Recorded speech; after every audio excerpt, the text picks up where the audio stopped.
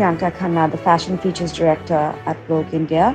And I'm in conversation with Rahul Kadakia of Christie's on the most iconic diamond pieces sold over the last few decades.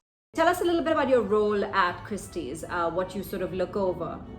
For the last 6 years, the International Head of the Jewellery Department at Christie's. So I oversee our jewellery sales globally.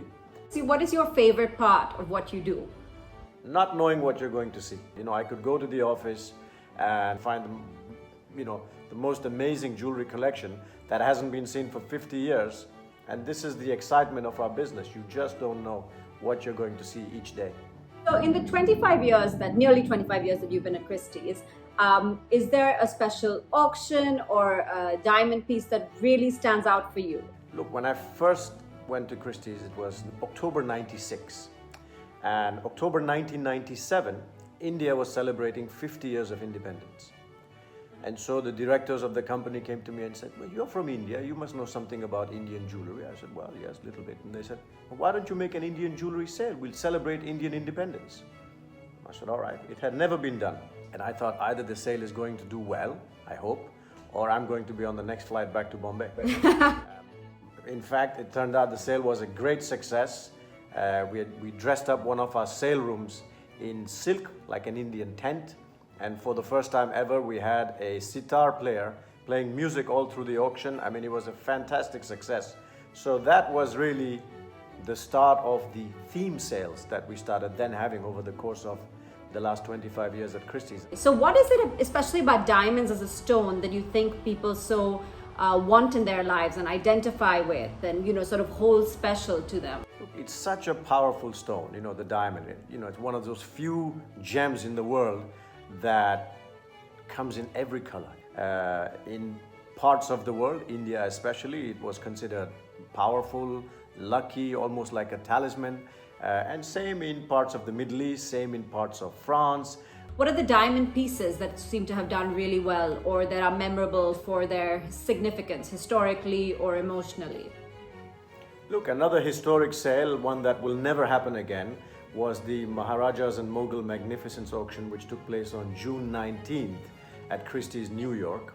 This was a sale that offered the collection of Sheikh Hamad Al Thani, which was, world famous, had been exhibited all around the world, had numerous historical and notable Indian jewels with great provenance, had a number of very important Golconda diamonds like the Arcot diamond. There was a diamond riviere which had Hyderabad provenance as well. Beautiful riviere of diamonds with stones weighing from 20 carats in the center going down to a carat at the back. And in total, the necklace had 200 carats of Golconda diamonds. And that sale made almost $110 million in a single day, 12 hours of non-stop auctioneering, and remains the world auction record for a sale of Indian jewels and objects, and one that I believe will never happen again. Are there any other pieces that sort of come to mind that's exciting for you? I know you talk about the Elizabeth Taylor ring. For Elizabeth Taylor, the entire auction was an exciting moment. Elizabeth Taylor, as far as the US is concerned, is celebrities. She's royalty, And so when the jewels came up for sale, it was as if the crown jewels of Hollywood came to sale at Christie's, and we sold the stone for $8.8 million. Why we're here today is sort of to talk about the most iconic diamond pieces in jewelry history. In terms of diamonds, I think the most exciting auction moment was when we sold the Oppenheimer blue diamond. The stone weighed 14 carats and was classified as a fancy, vivid blue diamond. Vivid is the highest saturation, the darkest tone of color. Also, the provenance was very important. The Oppenheimer family is the first family of diamonds. It still remains the most expensive blue diamond ever sold at auction. I've been reading that you've had quite a busy summer. So can you tell me what's been exciting?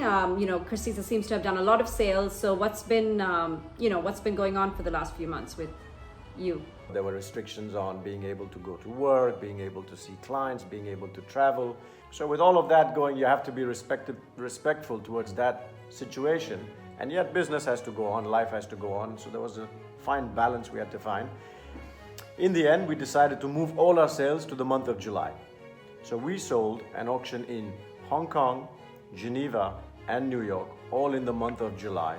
All of them were extremely successful, and we realized $130 million in sales in a month.